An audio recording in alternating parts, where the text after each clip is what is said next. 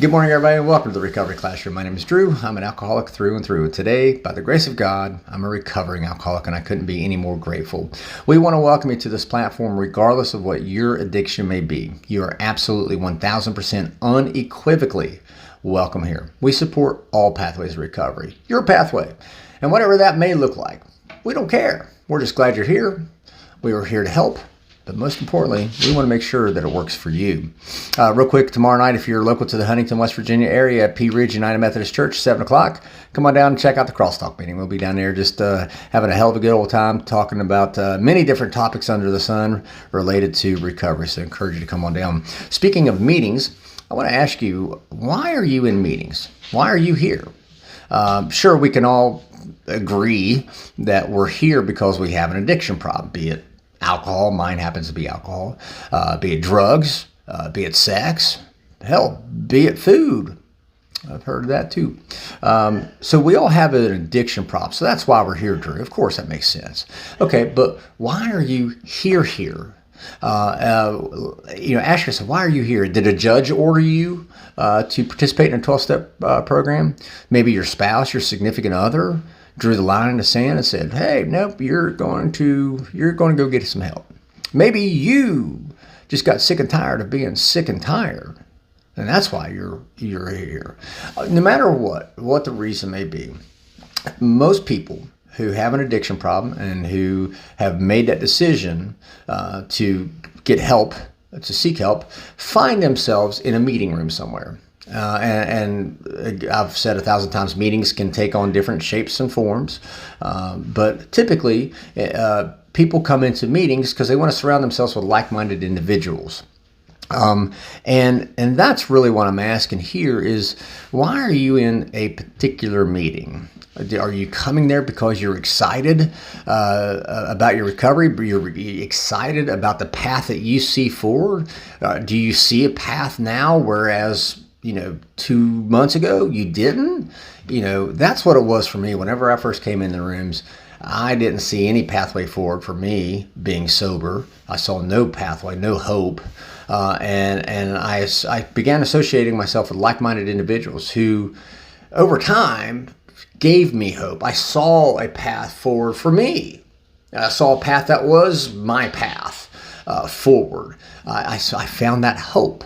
And that created this excitement. Are you in the rooms because you're excited about recovery? Or are you in the rooms just simply because somebody told you to be there? Are you in the rooms maybe because you want to find a date? That happens too. Are you in the rooms because when you feel like other people will notice you, take notice of you? Is it kind of feeding that ego? That's something I struggle with too. Why are you in the rooms? And then on top of that, what are you getting out of the meeting? If you're there because somebody else wants you there, great. We're happy you're there. We're just happy you're there rather than out drinking or drugging. We're happy you're there because we know you're alive. We know you're breathing. We see you there, right? Thank God you're not out drinking, drugging, and overdosing, dying. Thank God. But I ask you this.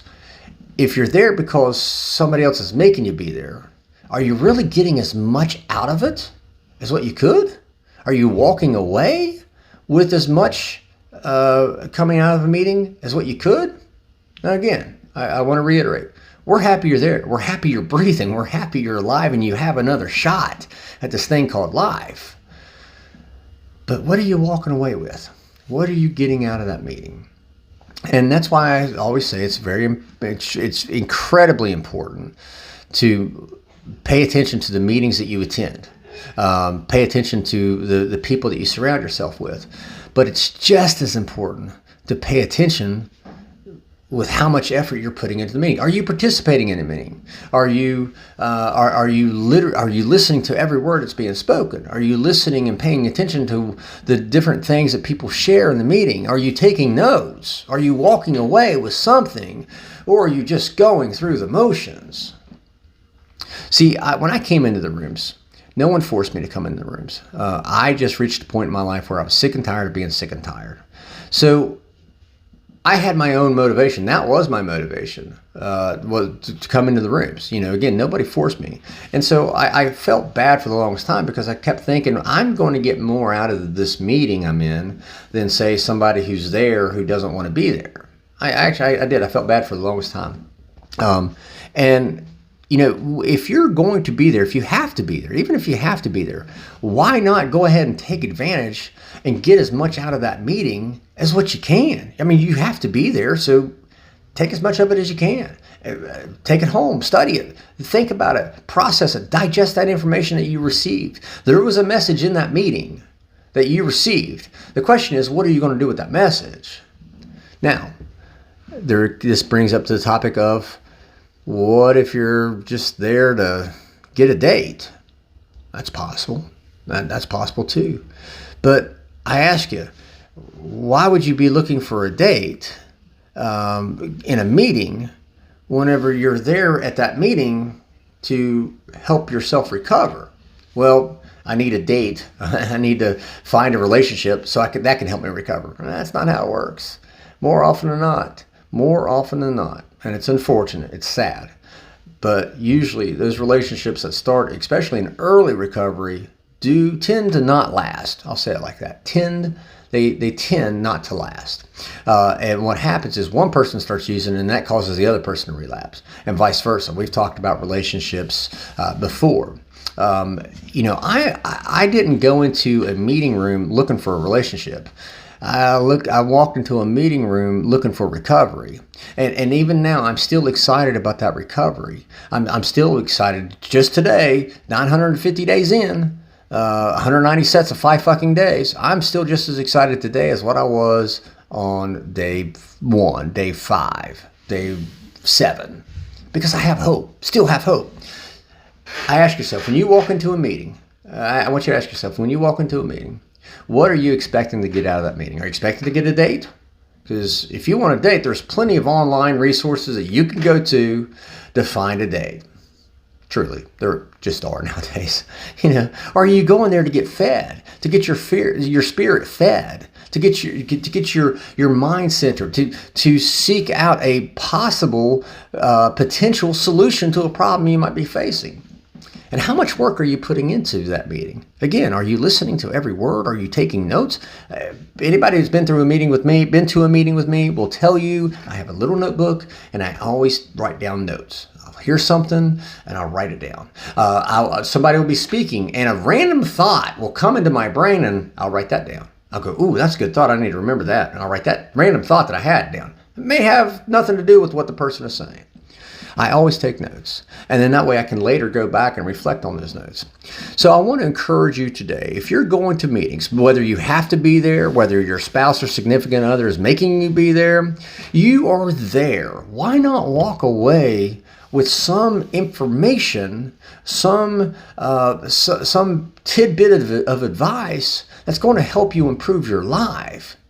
Because once you improve your life, once you get your life improved, then you can start looking for that relationship possibly. You can start looking for maybe a better job. You can start looking for other things. But more importantly, the single most important thing really is don't let anything come in front of your recovery. If you are serious about recovery and you're coming in the rooms and you're looking to find a solution to your seemingly hopeless state of mind and body, you cannot let anything get in front of your recovery, be it relationships, be it jobs, be it schedules, no matter what.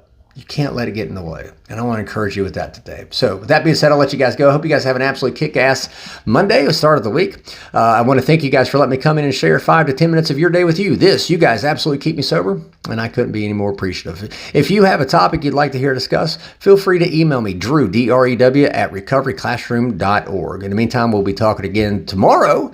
Again, I definitely want to thank you guys for letting me come in and share this time with you. Remember, guys, you can't get drunk if you don't take that first drink.